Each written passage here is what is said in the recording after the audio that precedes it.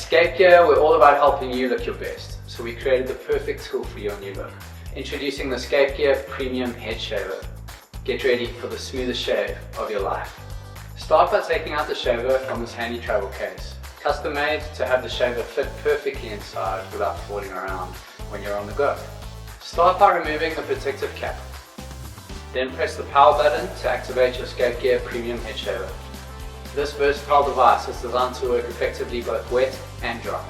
Hold the shaver in the way that feels most comfortable for you. You can either grip the shaver head between your fingers or cradle the ergonomically designed body in the palm of your hand. Find what works best for your shaving style. Gently glide the shaver across your head using straight or circular motions to cover all areas. Thanks to PalmFlex 7D technology, the 7 precision blades adapt and flex to the unique contours of your scalp, ensuring a close shave even over bumps or uneven spots. When you're done shaving, turn off the device and remove the blade head. The magnetic connection allows for easy removal. Brush out any loose hair from the blade, then rinse both the device and blades under running water.